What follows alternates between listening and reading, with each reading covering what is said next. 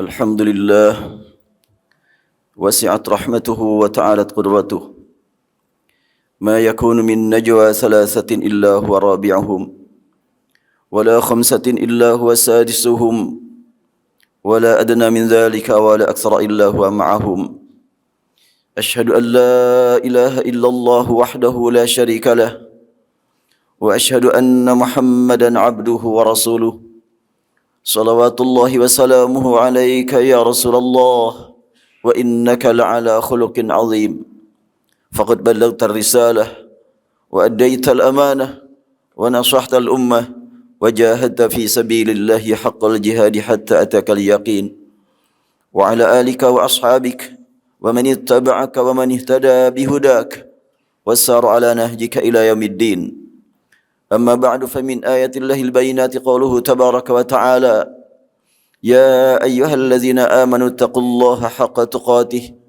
ولا تموتن إلا وأنتم مسلمون وقال تعالى إن الذين قالوا ربنا الله ثم استقاموا فلا خوف عليهم ولا هم يحزنون. Terkadang kita mendengar seseorang bertanya tentang orang lain yang sama-sama suka sujud, suka ruku, suka membaca Al-Quran. Pertanyaan muncul, apakah dia satu akidah dengan kita? Apa yang dimaksudkan akidah? Akidah adalah mengikat, akdun, ikatan, akad perjanjian, akad jual beli, mengikat, membatasi. Akidah umat Islam adalah la ilaha illallah. Selama dia mengatakan la ilaha illallah dengan keyakinan, maka dia satu akidah. Tapi sering terdengar kalimat itu. Pertanyaan lain yang sama isinya, apakah dia ikhwan kita? La haula wa la quwata illa billah. Apa yang dimaksud dengan kalimat ikhwan kita? Bukankah Al-Quran menyebutkan innamal mu'minuna ikhwatun fa aslihu baina akhwaikum? Bahkan dengan berkembangnya teknologi, sering disaksikan melalui media sosial, seakan-akan berdebat antara satu ustaz dengan ustaz yang lain, yang boleh jadi tidak pernah bertemu. Satu ustaz ditanya tentang satu masalah, lalu dijawab, ustaz yang ditanya dengan masalah yang sama, dan jawabannya berbeda, lalu dianggap sebagai perdebatan, dan dikasih judul, dia ngacir, dia tidak bisa berkutik, dia kalah. La haula wa la quwata illa billah. Muncul pertanyaan tadi, apakah dia satu akidah dengan kita? Apa yang dimaksud dengan akidah? Nampaknya perlu diperbaiki ketika kita ingin menjaga akidah umat Islam. Pahami dulu apa arti akidah. Banyak orang menggunakan kata akidah untuk fikih. Sangat jelas berbeda. Selama orang masih membaca Al-Quran yang sama, 30 juz, 114 surat, solat menghadap ke Ka'bah dengan rakaat yang sama, mengakui kutubus sittah sebagai hadis-hadis yang perlu dijadikan pegangan, semuanya saudara kita, semuanya satu akidah dengan kita. Memang umat Islam Indonesia adalah umat terbesar di dunia, dikenal oleh dunia. Indonesia adalah negara muslimin terbesar di dunia. Maka orang-orang yang membenci Islam senantiasa menyebarkan fitnah di negeri kita, tidak pernah mengenal berhenti. Dan telah berhasil untuk tingkat lokal mengadu domba antara umat Islam. Tingkat lokal, bukan tingkat internasional. Sewaktu di tingkat internasional, umat Islam dari Indonesia yang waktu di Indonesianya terkadang tidak mau berjamaah kepada orang ini, tidak mau bermakmum kepada orang sini, tidak mau mendengarkan ceramah orang sini. Tapi pas sampai di Mekah, sampai di Madinah, mereka bergandengan solat dengan satu imam. Alhamdulillah. Karena Ka'bah pemersatu umat dan solat pemersatu umat.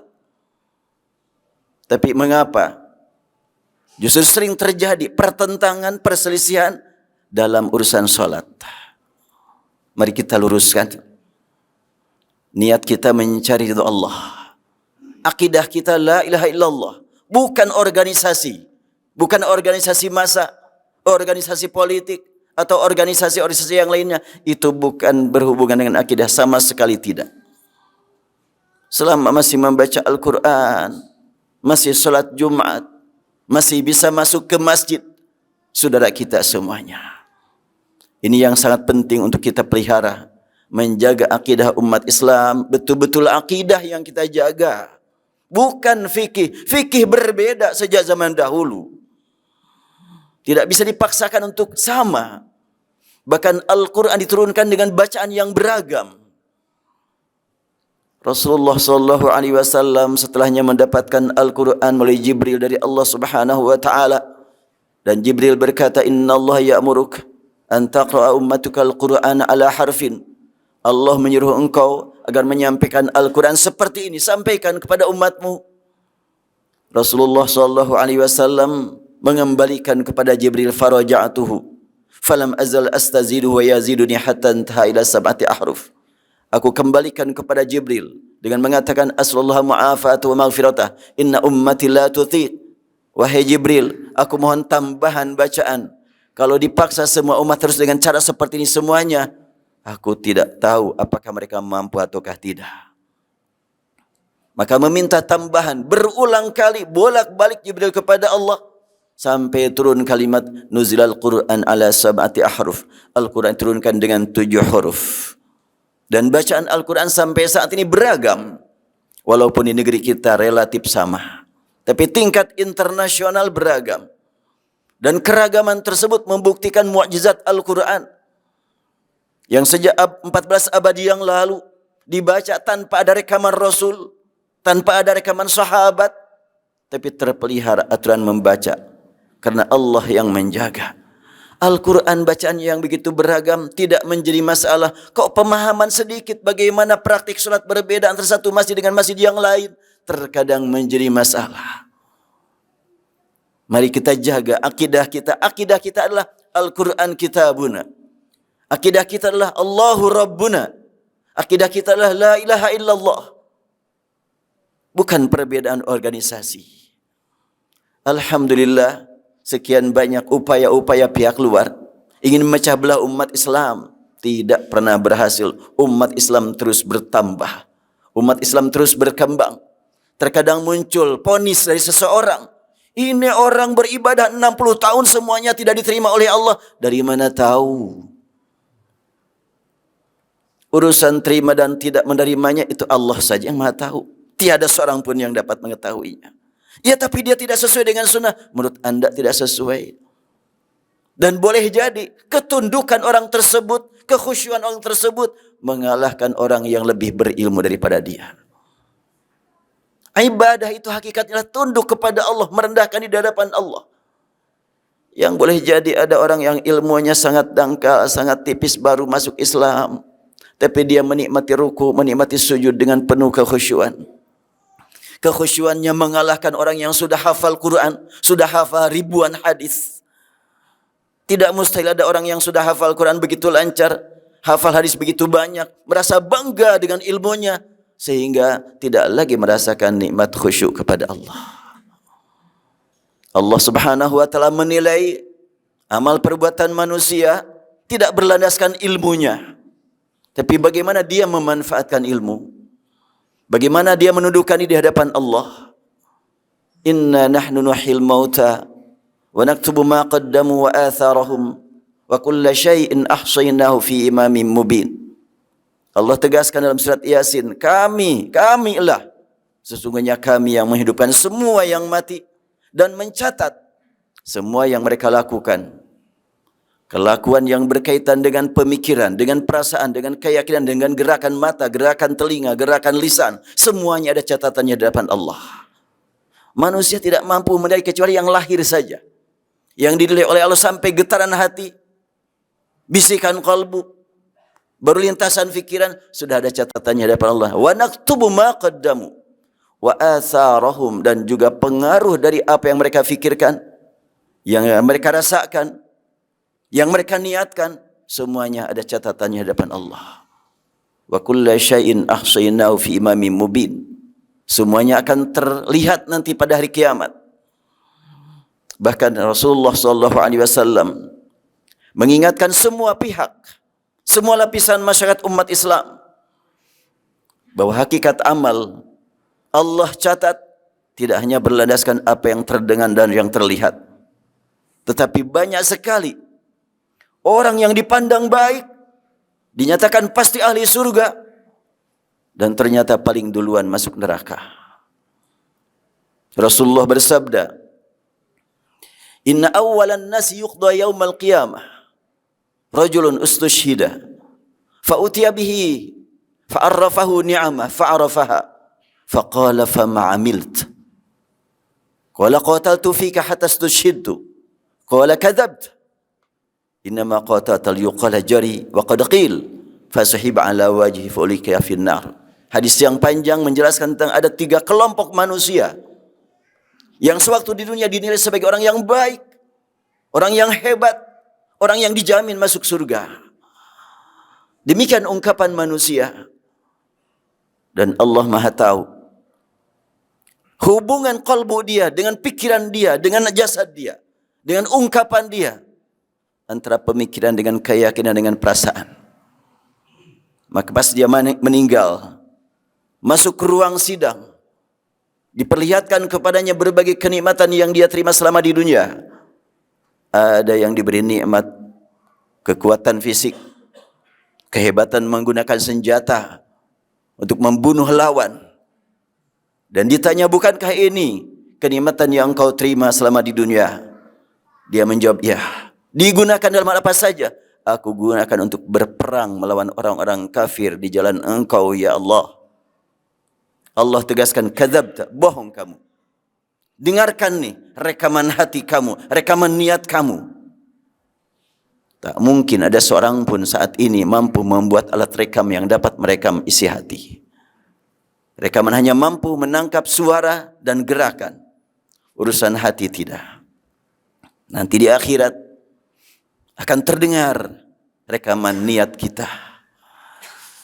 Maka Allah tegaskan, kadzabta, bohong kamu. Engkau berperang karena ingin mendapatkan gelar pahlawan.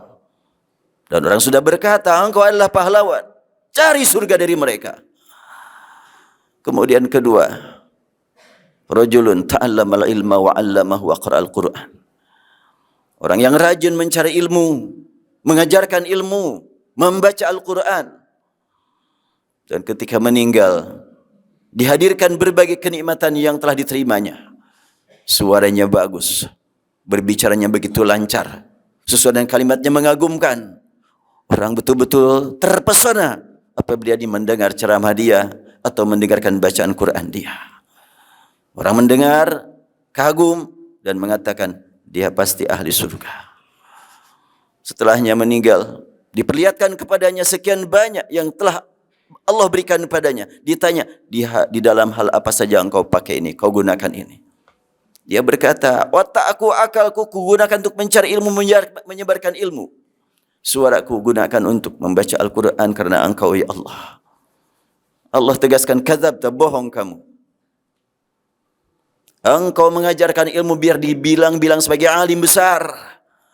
Dan engkau membaca Al-Quran biar disebut sebagai qari terkenal. Fasuhiba ala wajhi fulqiya finnar.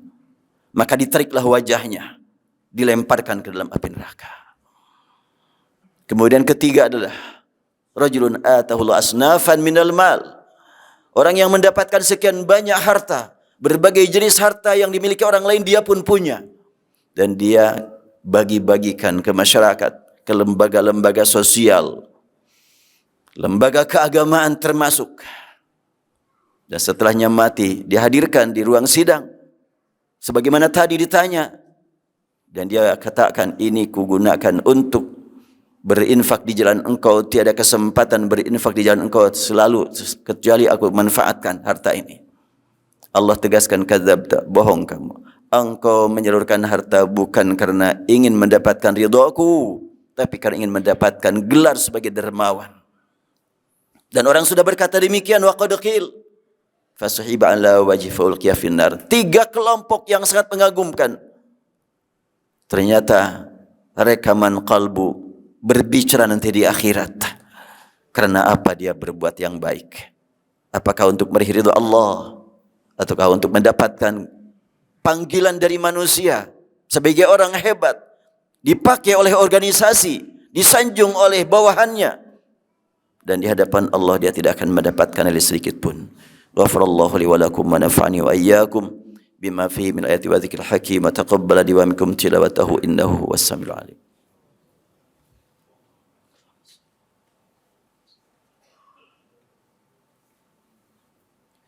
Alhamdulillahi rabbil alamin hamdan yuwafi ni'amahu yukafi mazidah.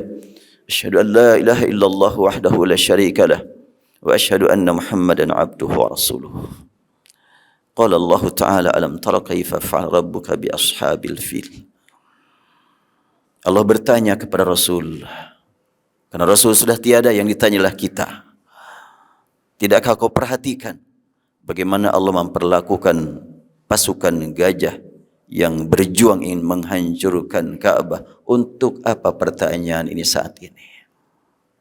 Sudah jelas dulu pasukan gajah ingin menghancurkan Ka'bah tidak berhasil, dan tidak ada sekarang yang akan menghancurkan Ka'bah. Iya, fisiknya tidak pernah terdengar ada yang akan mau menghancurkan Ka'bah, tapi fungsi Ka'bah sampai saat ini diperjuangkan oleh sekian banyak orang yang anti-Islam agar fungsinya hancur, yaitu dengan memecah belah umat Islam. Namun semuanya tidak akan pernah akan berhasil. Sebagaimana dulu tidak berhasil, maka sampai hari kiamat pun tidak akan berhasil. Orang yang ingin memecah belah umat Islam tingkat internasional tidak akan berhasil, karena ada Ka'bah pemersatu umat. Setibanya di sana, semua umat yang membenci ulama Saudi bermakmum kepada ulama Saudi. Sering diangkat di beberapa tempat kebencian terhadap para ulama, padahal para ulama Saudi senantiasa mendoakan umat Islam di seluruh dunia. Ini jelas, ini realita. Dengan menggunakan nama-nama, yang dengan menggunakan istilah Wahabi, dengan menggunakan istilah mazhab, dengan menggunakan istilah-istilah yang lain. Kalau boleh kita bertanya, kalau Al-Syafi'i, Al-Maliki, Al-Hanafi, Al-Hambali, ulama-ulamanya mengaku aku bermazhab Syafi'i. Bahkan Ibnu Katsir menyebutkan dalam kitabnya adalah Ibnu Katsir Asy-Syafi'i. Al-Qurtubi mengaku sebagai Maliki. Adakah Al-Wahabi? Ulama yang mengaku dalam kitabnya saya bermazhab Wahabi, tidak ada. Atau kantornya di mana? Enggak ada. Tetapi selalu diangkat kata Wahabi. Ini saya khawatir adalah pihak luar yang ingin mengadu domba umat Islam, tapi ternyata tidak berhasil kalau tingkat internasional. Karena tetap saja ketika sholat di Masjidil Haram tidak ada yang bertanya imamnya dari aliran mana. Tidak pernah ada. Tetap semuanya mengagumi, khusyuk ibadah. Pada musim haji, pada bulan Ramadan, dengan imam-imam yang sudah Allah angkat menjadi imam di Masjid Nabawi, di Masjidil Haram, berdatangan jamaah dari berbagai penjuru dunia dengan bawaan pemahaman yang sangat beragam. Semuanya ikut komando Allahu Akbar, ikut komando Sami Allahu liman hamidah. Tidak ada yang pernah mempertentangkan.